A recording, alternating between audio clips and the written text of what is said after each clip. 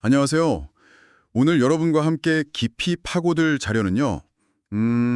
토마스 스탠리와 윌리엄 댄코의 이웃집 백만장자입니다. 우리가 보통 백만장자 하면 떠오르는 그런 이미지 있잖아요. 그거랑은 아주 다른 진짜 부자들의 숨겨진 삶의 방식. 그걸 한번 파헤쳐 볼 텐데요. 이 책이 주는 핵심 통찰, 여러분께 꼭 필요한 정보만 쏙쏙 뽑아서 전해드리겠습니다. 네, 바로 시작해 볼까요? 네, 좋습니다. 이 책은 그 광범위한 연구를 통해서 밝혀낸 실제 백만장자들의 공통점을 다루고 있거든요.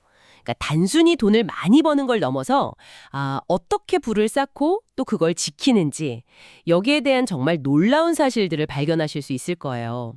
특히 부자처럼 보이는 사람과 진짜 부자, 이 둘의 결정적인 차이, 여기에 주목하시면 더 흥미로울 겁니다. 어떻게 보면 이게 오늘 이야기의 핵심일 수도 있겠네요. 아, 그렇죠. 보통 이렇게 딱 보면 비싼 차 끌고 막 화려한 집에 살고 그러면 와, 저 사람 진짜 부자겠다 싶잖아요.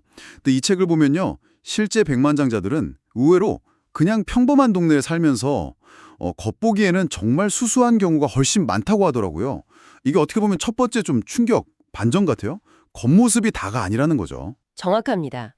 연구진들이 우리가 흔히 부촌이라고 생각하는 곳이 있잖아요. 거기를 조사를 했더니 소득은 정말 높은데 정작 순자산은 거의 없는 사람들. 이런 사람들을 꽤 많이 발견했다는 결과가 나왔습니다.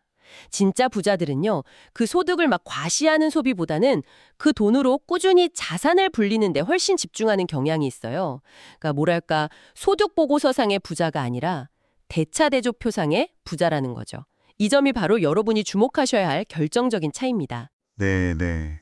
책에서 그 두의 비결을 딱 세 단어로 요약하잖아요. 절약, 절약 또 절약. 저 처음에 이거 보고 너무 단순한 거 아닌가 싶기도 했거든요.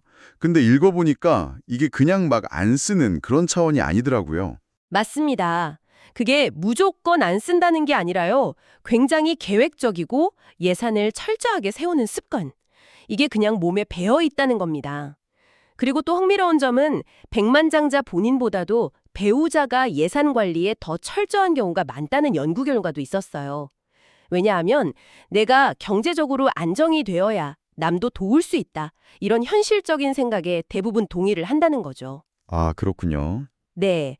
그러니까 가치를 두는 부분에는 기꺼이 돈을 쓰지만 그 외의 부분에서는 철저하게 관리하는 거죠. 예를 들면 자동차 구매할 때도요.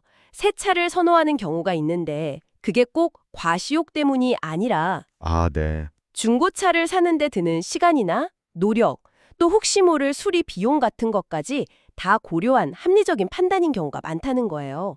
시간도 결국 비용이니까요. 결국에는 어디에 살고 또 어떻게 생활하는지 이 라이프 스타일 자체가 소득만큼이나 아니 어쩌면 그 이상으로 중요해 보이네요. 생활비가 적게 드는 환경을 선택하는 것 자체가 어떻게 보면 이미 투자인 셈이군요. 주변에서 막 비싼 소비를 부추기는 그런 압박이 적은 것도 당연히 무시 못할 테고요. 맞습니다. 그리고 또 하나, 부부간에 재정적인 가치관이 일치하는 거. 이것도 절대 빼놓을 수가 없죠. 두 사람 모두 절약하고 예산을 세우는 게 중요하다는 걸 안다면 아무래도 불을 쌓는 속도가 훨씬 빨라지겠죠. 그렇죠. 반대로 한쪽이라도 과소비 성향이 좀 있다면 아무리 소득이 높아도 이게 뭐랄까 밑빠진 독에 물붓기가 될 수 있거든요. 특히 뭐 사업체를 운영한다거나 하면 이런 재정적인 규율은 정말 생존과 직결되는 문제고요. 아, 그리고 자녀에게 뭘 물려줄 것인가 하는 부분도 저는 되게 인상 깊었어요. 단순히 돈을 그냥 남겨주는 것보다 그 돈을 관리하고 불리는 지혜, 그러니까 경제적 자립 능력 자체를 키워주는 게 진짜 유산이다. 이런 메시지였죠. 뭐 흔히 하는 말로 물고기 잡는 법을 가르쳐라 이건데 이게 근데 말처럼 쉽지는 않을 것 같아요. 부모 입장에서는. 성공한 부모님들이 흔히 저지르는 실수가 바로 그거죠. 네, 본인이 너무 힘들게 부를 잃었기 때문에 자녀는 고생시키고 싶지 않다. 이런 마음이 앞서서 오히려 자녀가 스스로 뭔가 해보고 성장할 기회를 막아버리는 거예요.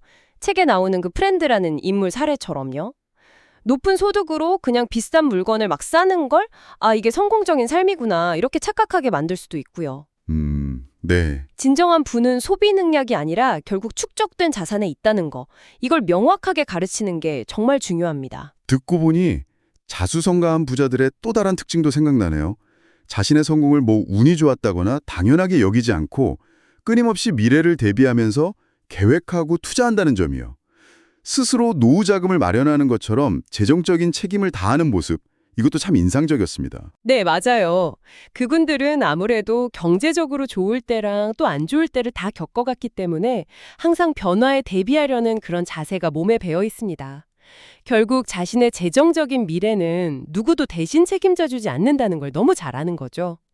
결국 부를 쌓고 그걸 또 오랫동안 유지하는 힘은요, 아주 강력한 자기 통제력, 그리고 책임감, 또 꾸준한 자기 관리, 여기서 나온다고 볼 수 있습니다. 네, 오늘 이율주 백만장자를 통해 쭉 살펴본 것처럼 진짜 부라는 것은 어떤 화려함 속에 있는 게 아니라 오히려 절제된 생활 습관, 또 현명한 재정 관리, 그리고 꾸준한 자산 축적, 이런 어떻게 보면 좀 평범해 보일 수 있는 원칙들 속에 있었네요. 듣고 보니까 특별한 비법이라기보다는 정말 누구나 마음먹으면 실천할 수 있는 현실적인 길이 아닌가 싶어요. 네, 그렇습니다. 부의 여정이라는 게 단거리 경주가 아니라 정말 마라톤과 같은 거니까요. 오늘 저희가 나눈 이야기들이 여러분의 재정 생활을 한번 돌아보고 또 장기적인 계획을 세우시는데 작은 영감이 되었으면 좋겠습니다. 그리고 여기서 한 걸음 더 나아가서 여러분이 생각하는 진정한 부란 과연 어떤 모습일까? 이 질문을 스스로에게 한번 던져보시는 건 어떨까요? 아마 그 답을 찾아가는 과정 자체가 굉장히 의미 있는 시작이 될 수 있을 겁니다.